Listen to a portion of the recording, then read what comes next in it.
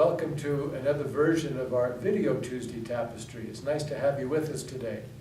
I'm very honored and privileged to have with me today as my guest Dr. Gary Topping, who is our diocesan historian and archivist.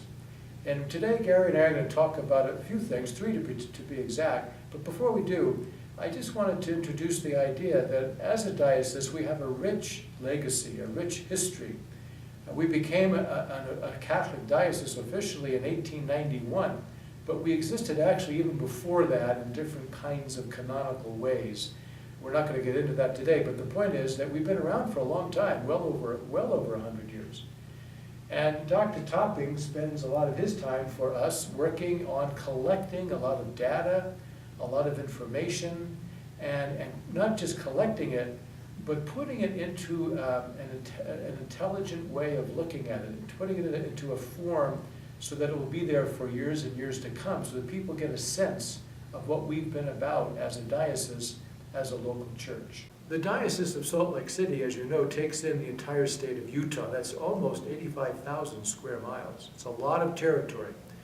Now, granted, there are a lot of people at point A and a lot of people at point B, but there may not be a whole lot of people between point A and B. We have lots of wide open spaces.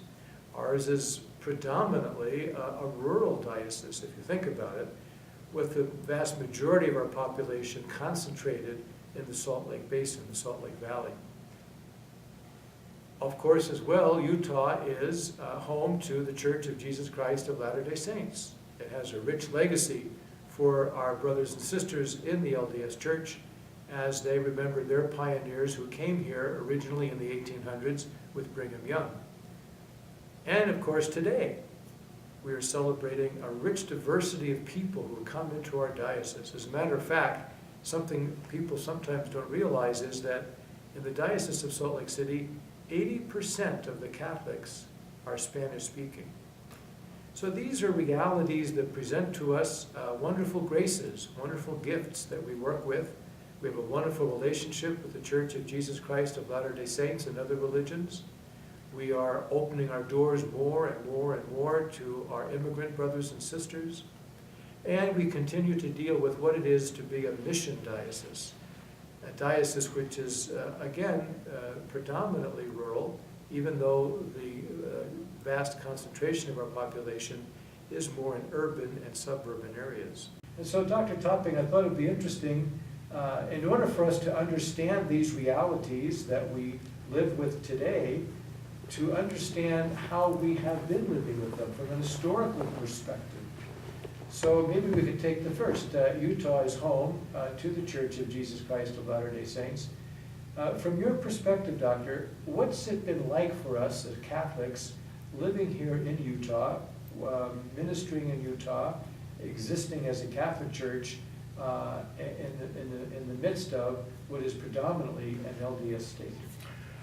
Maybe I can get into this by relating kind of an amusing story of an experience that I had. Several years ago, I was at the University of Texas doing research, and during a little hiatus while the page was going back to the stacks to get me some more materials, I was talking to the archivist at the reference desk, and I happened to tell her that I myself am an archivist. And she said, "Oh, where?" And I said, "Well, I'm the archivist of the Catholic Diocese of Salt Lake City." And she could not suppress a smile. She said, "Boy, I wasn't aware there was such a thing." And I told her that indeed there is such a thing and that we're a very thriving operation. But it's easy for us to kind of feel submerged, I think, with all these Mormons. But historically, it's been it was kind of difficult for the early Catholics to kind of situate themselves with regard to the Mormons. The Mormons had a lot of trouble with Protestants who had been here, who were trying to actually destroy the LDS Church and convert them and all of that. So are the Catholics going to do that, or are they going to do something else? And initially, the early priests were sort of inclined to try to convert Mormons, that they knew very little about the LDS Church and all of that, and thought that it tended to be kind of a house of cards that would just be toppled by an onslaught of solid theology. And of course that didn't happen. That's right, and I think you bring out a good thing, Dr. Topping, and that is that as human beings, we cluster with our birds of a feather stick together, I suppose you could say. And so it's quite typical and normal for us to see those who are like us to be friends, and we gather with them.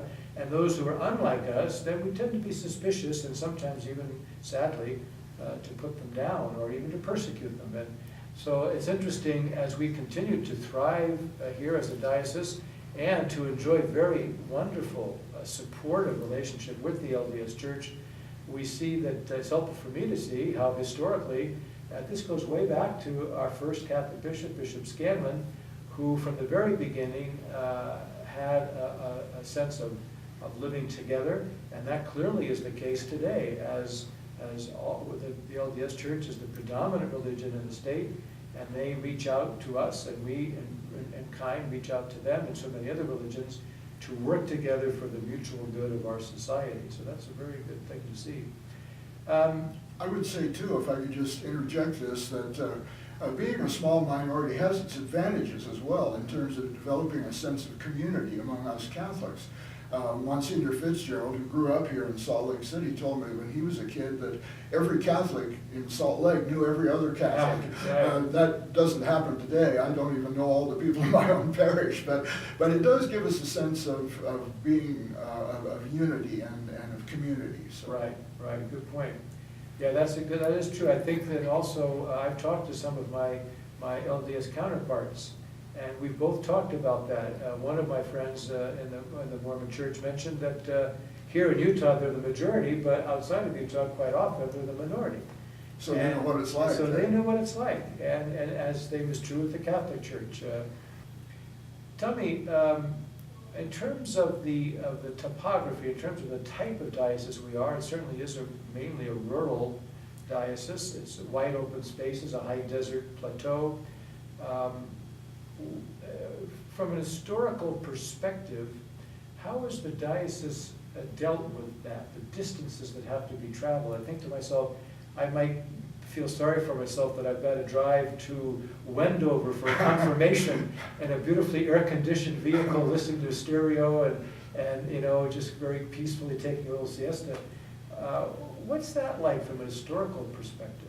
Well, I think Bishop Niederauer put it the best. He said that Bishop Scanlon and I had to serve the same territory. But I have a Ford Taurus, and he had a horse and buggy. And so that gives you a little perspective. Actually, it's even worse than that. Until 1931, the Diocese of Salt Lake City included the eastern counties of Nevada as well. So Bishop Scanlon actually had to cover quite a bit more territory than Bishop Niederauer did, and all with that horse and buggy. Bishop Scanlon was presented with this problem very early on in his time here. He arrived here in 1873. And in 1879, in the mid-1870s, now it was before 1879, a rich vein of silver was discovered at a place called Silver Reef, which is about 20 miles northeast of St. George. And the miners from Peocia, Nevada, where the ores were starting to play out, just moved almost en masse over to Silver Reef, and many of those were Catholics. So Bishop Scanlon is faced now with his little flock here in Salt Lake, and then he's got this other flock 270 miles away that he's got to get to. And he did a remarkably good job of it. He founded a church and a hospital and a school, all in 1879, and was able to provide a succession of priests who were willing to go down there and minister to those Catholics. Some Holy Cross sisters went down there and ran the school and the hospital, and actually did rather well, as long as he didn't have to travel there himself. That wouldn't have been very good pastoral care, I'm afraid.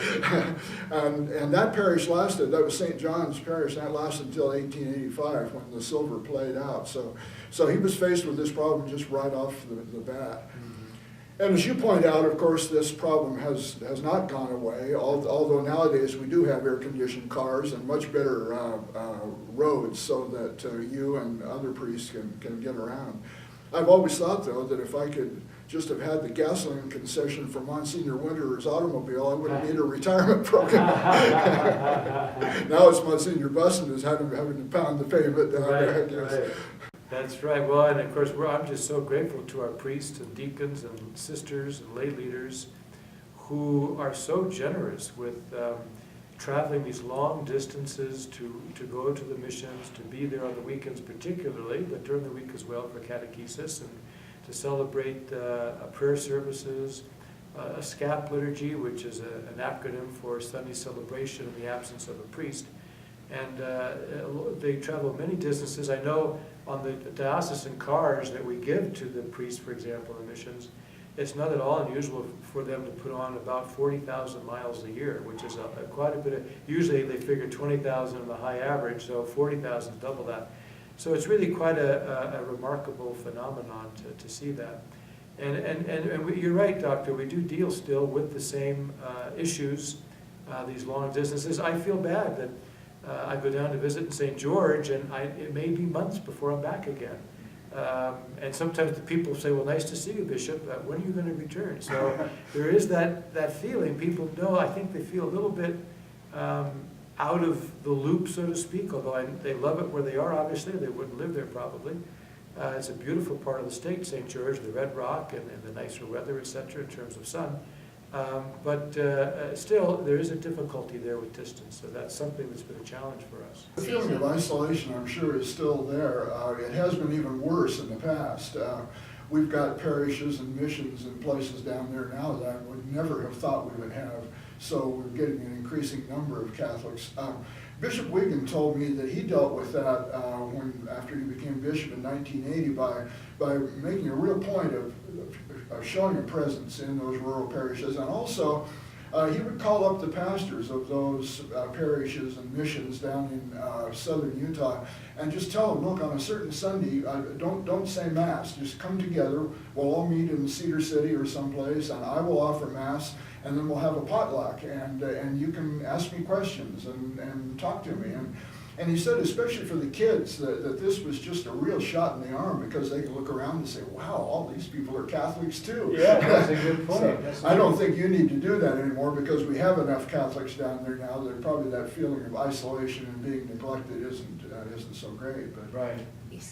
Well, I think that's a good point, Dr. Topping. I think there are more Catholics in those areas now, so they don't feel as isolated. Certainly in St. George, Hurricane's got a building now. There'll be a church there one day. We already have a parish center there and a thrift store. And in Cedar City, of course, is Christ the King is a large one. But when you get into Delta and Beaver and Richfield and Ephraim and Torrey and all these areas, Gunnison, there's still more Catholics, but in these areas there can still feel a sense of isolation, perhaps, and being cut off from the rest of the diocese. Would you say is it fair to say that about 80% of the Catholic population is clustered here near Salt Lake City, or 70%, something like that? that would be a nice round number, I think. That would be pretty close. Something like that. So you can, for my purposes as a bishop, I can pretty much get to the vast majority of our Catholic population, probably no more than an hour and a half to 2 hours away, and then the others would be farther, going into Roosevelt and on the east, and to Wendover in the west, Logan up in the north. Have we always been so rich, diversified, culturally speaking? I think any Utah historian would agree that the Catholic Church has been the great engine in promoting cultural ethnic diversity, starting first of all with the Irish railroad workers who came here in the 1860s to build the Transcontinental Railroad, and of course they were pretty much all Catholics. Then during the later part of the 19th century, we have what historians call the new immigration, which was immigration to this country before the Civil War had been primarily from Northern and Western Europe. And those cultures assimilated pretty well. They either spoke English or they might have spoken German, which is closely related to English, and they fit in rather well. After the Civil War, however, you get people from Eastern and Southern Europe. We're talking about Slavic peoples, Poles, a lot of Jewish people, Italians, and they did not assimilate as well. And they began to come here to Utah, in the 1870s, as the mines began to open up, both in Park City and Alta, and then out in Bingham Canyon as well. and many of those were Catholics. I think Holy Rosary Parish in Bingham Canyon, which is now just buried under the mine tailings, was the most ethnically diverse parish probably in the country, and the community certainly was. So we've always been leaders in that. There have been problems with that, however, and that is that people want to be ministered to by their own priests. And we got into a little bit of a problem with that in the late 1850s when we were briefly affiliated with the Diocese of Denver when that was created. And the bishop there was Father Marcheboeuf, who was a Frenchman, and he made the mistake of sending a French priest over here to minister to those Irishmen, and it just did not work. He lasted a couple of weeks, I think. They just ran him out. They wanted an Irish priest. When he got back to Denver, he said something to the effect that, well, at last I've gotten rid of the Mormons. Well, it wasn't the Mormons at all. It was the Irish Catholics that he was having trouble with. You could blame it on the Mormons, but that wasn't the case. Actually, we do notice that, for example, to take one example, if we put a Spanish-speaking priest in a given parish, not a native Spanish-speaking priest, but a Spanish-speaking priest, there will be more Spanish-speaking Catholics who will attend the Mass. But when we put a native Spanish-speaking priest in the parish, people come out of the woodwork. It's amazing to see the great influx of people that come. So there is that element, and it makes sense. People feel, we pray with our mother tongue. People feel more at home with a priest who's from their culture or nearby. And so that makes a difference. And we do deal with that in our diocese as we continue to work on building a very rich intercultural diocese and making sure that everybody feels welcome, coming together as one, as God's people, and at the same time respecting and appreciating our differences and our diversity. So I can't help but ask you, just off the cuff, but what would you say as an historian, as an archivist here in the diocese, what would be, say, your greatest challenge in your work and what you do? What do you find most challenging or most difficult? I could wish that we had more of certain kinds of records. For example, I would wish that you would take the time to keep a diary for us and stuff like that. We have surprisingly little by way of personal papers of our bishops and priests. And I know why that is. You guys work so hard that you don't have time to sit down and write a diary entry every night. But a lot of times the personality, the real man behind the ministry doesn't come through very well. And Bishop Scanlon is a great example of that. The guy, of course, was just worked to death, and we have very few papers that kind of get at the human being behind the clerical collar. So, right. Well, you know, I thought you might say something like that. It wouldn't be quite that personal, but I think I'm glad you said it, because I thought that perhaps that might be the issue, that we are busy in our society. We're always doing lots and lots of things, but that the historical record is very important. Ours is an incarnational church. We're just about to celebrate Christmas when God became one of us, took on our human form, became a human being. And so our history is important, and it's important for us to treasure it, to cherish it, to preserve it, and to learn from it, and to thank God for it. And so based on what Dr. Topping said, I encourage all of us in the diocese to do what we can to keep a record. I will make an effort to do more diaries. It's not just you clergy either. Yeah. I don't keep a diary myself. Well, so. I do have one. I've got I do have a record that's kind of a skeletal one, but it tracks the main things I do each day. So good. I could easily flesh that a bit, you know, on my free moments. But it's a good idea to really do what we can. Our family histories, for example, to take, you know, one of the great things I love about on NPR on every Friday is they have the StoryCorps, in which people give like a 60-second or 120-second interview on their lives, an episode of his or her life. There's some of them are very touching and very dear, and these are all now stored in the Library of Congress. And they even have kits that you can buy to help you to interview a loved one and to make a story. It's a good way of keeping our family history maybe we should, I think we should do this with our diocese, and maybe get the kid, or you could maybe work on it with us, and invite some of our retired priests and deacons, lay leaders, religious, to come in and just to have a little vignette and talk with you. So I think you've witnessed on Video Tuesday Tapestry the origin, the birth of a new idea for our diocese. You know, to take this back to where we began, we can learn from our Mormon neighbors on that, because they're all encouraged to keep a personal record. Mm-hmm. And so we should just, if we're going to be a minority here, we might as well benefit from the association and take a page from their book. That's a very good idea. Well, we are going to definitely have you back on our Tuesday Tapestry. And thank you, Dr. Topping. It's been a delight talking with you today. My And pleasure. thanks for all you do for us. My pleasure. Thank you again for being with us today for what I think has been a very interesting and helpful dialogue with Dr. Gary Topping. And I pray that that God will bless you and your loved ones very, very much. God bless you.